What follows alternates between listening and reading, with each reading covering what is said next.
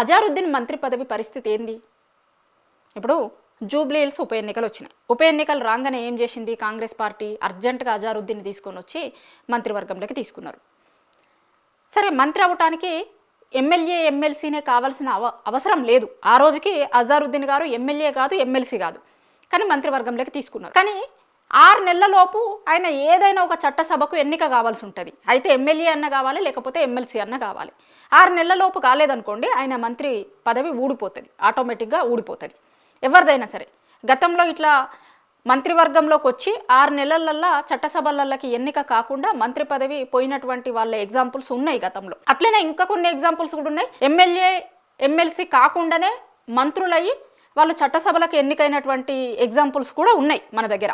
తెలంగాణ రాష్ట్రం వచ్చిన తర్వాత ఇది మొదటిది అనుకుంటా అజారుద్దీన్ది. ఎమ్మెల్యే ఎమ్మెల్సీ కాకుండానే మంత్రి పదవి తీసుకుంది. కానీ గతంలో ఉమ్మడి ఆంధ్రప్రదేశ్లో ఉన్నప్పుడు ఇట్లాంటి ఎగ్జాంపుల్స్ ఉండే. ఎమ్మెల్యే ఎమ్మెల్సీ కాకుండానే వాళ్ళు మంత్రిగా ప్రమాణ స్వీకారాలు చేసి 6 నెలల్లో ఎన్నికయ్యి వాళ్ళు ఫుల్ టర్మ్ మంత్రులుగా ఉన్నటువంటి వాళ్ళు ఉన్నారు. 6 నెలల్లో ఎమ్మెల్యే ఎమ్మెల్సీలుగా ఎన్నిక కాక వాళ్ళ మంత్రులను మంత్రివర్గం నుంచి పక్కకు పోయినటువంటి సందర్భాలు కూడా ఉన్నాయి. 2 మనకి కళ్ళ ముందు ఎగ్జాంపుల్ ఉన్నాయి. సో ఎగ్జాంపుల్స్ 2 ఉన్నప్పుడు ఇప్పుడు అజారుద్దీన్కి ఏం జరగబోతోంది? ఆయన మంత్రి పదవి ఉంటుందా, పోతుందా? ఇప్పుడు ఏప్రిల్ లాస్ట్ వరకు టైం ఉంది ఆయనకి. గతంలో జూబ్లీ హిల్స్ ఎన్నికలప్పుడు ఆయన మంత్రివర్గంలోకి వచ్చిండు. 6 నెలలు టైం ఉంటుంది. ఆ 6 నెలల్లో 5 నెలలు అయిపోవటానికి వస్తుంది. ఇది మార్చ్, ఇంకా మార్చ్ చివరిలో ఉన్నాం మనం ఇప్పుడు.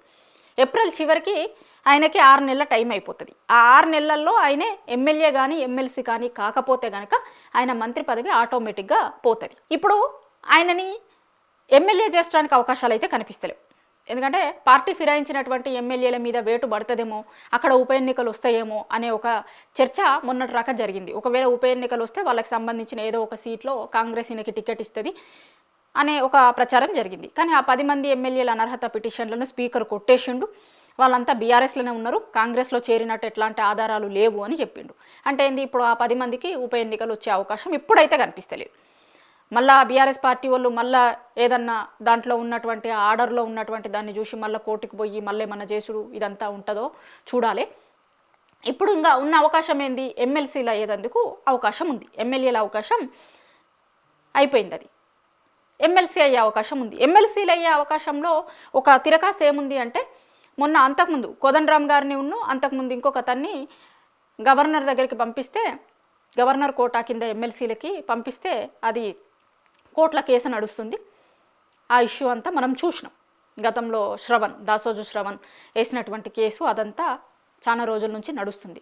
కోర్టు నుంచి మళ్ళీ వచ్చింది, మన గవర్నర్ చేతిలో ఉంది. దాని తర్వాత మళ్ళీ పేర్లు మార్చి పంపించిన దాంట్లో కోదండరామ్ పేరు, అజారుద్దీన్ పేరు పంపించారు. కానీ కోర్టులో ఉంది ఒక దిక్కు, ఇంకొకటి గవర్నర్ దగ్గర ఉంది. గవర్నర్ సంతకం పెట్టాలి. కొత్తగా గవర్నర్ వచ్చిండు. ఇప్పుడు అంతకుముందు ఫైల్ ఏ గవర్నర్ దగ్గరికి అయితే పోయిందో ఆ గవర్నర్ లేడు. ఇప్పుడు తెలంగాణ రాష్ట్రంకి కొత్త గవర్నర్ వచ్చిండు కదా మొన్న.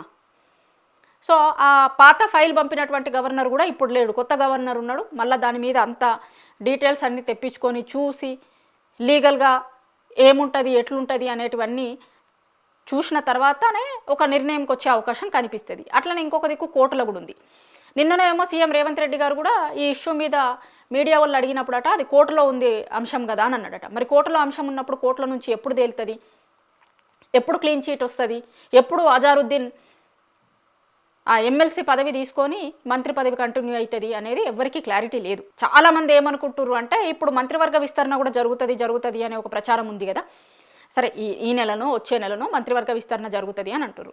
మంత్రివర్గ విస్తరణ జరిగినప్పుడట కొంతమందిని తీసేస్తారు అని, ఇంకొంతమందిని తీసుకొస్తారు అని, లేకపోతే తీసేసుడు ఏముండదు కానీ వీళ్ళ శాఖల మార్పు ఉంటుంది అని, ఇట్లా రకరకాల ప్రచారాలు జరుగుతున్నాయి, చూస్తున్నాం మనం. సో దాంట్లో అజారుద్దీన్కి సంబంధించినటువంటి మంత్రి పదవి కూడా పోతుంది. ఆయనది 6 నెలల టైం అయిపోతుంది. ఇక ఏప్రిల్కి ఆయనకు 6 నెలల టైం అయిపోతుంది కదా. మంత్రివర్గ విస్తరణ కూడా అప్పుడే ఉంటుంది అని అంటున్నారు.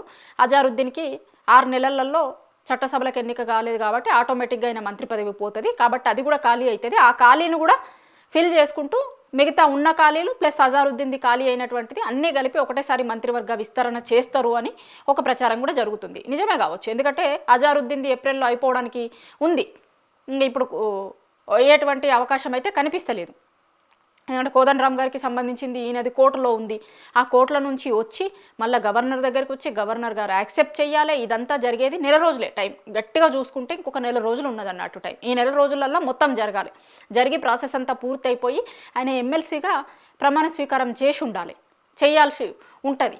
సో ఇదంతా ప్రాసెస్ నెల రోజులలో అయ్యేటట్టు కనిపిస్తుందా అంటే కాంగ్రెస్లోనే చాలామంది ఏమంటున్నారు అంటే కనిపిస్తలేదు, ఎట్లాగో ఏప్రిల్తో అజారుద్దీన్ది కూడా అయిపోతుంది కాబట్టి టైం అయిపోతుంది 6 నెలలు కాబట్టి ఆ మంత్రి పదవి కూడా ఇంకా ఖాళీగా ఉన్నటువంటి వాళ్ళతో కలుపుకొని వేరేటోళ్ళకి ఇస్తారు, కొత్తోళ్ళకి ఇస్తారు, అందుకోసమనే ఈ ప్రాసెస్ అంతా జరుగుతుంది అనేది కూడా ఇంకొక సెక్షన్ అంటుంది.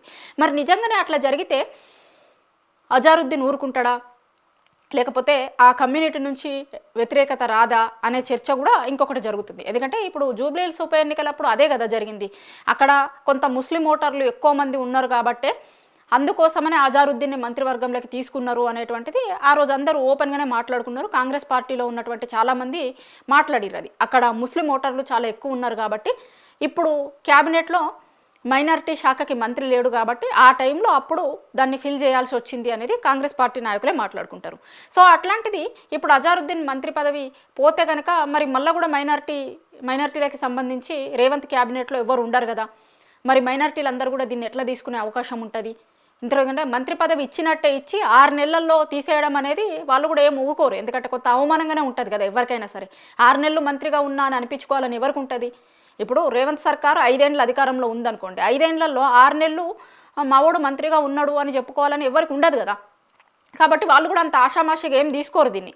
అంటే ఇచ్చినట్టే ఇచ్చి మాకు మొండి చేయి చూంచిర్రు అనే అవకాశం ఖచ్చితంగా వాళ్ళు అనుకునే అవకాశం ఉంటుంది.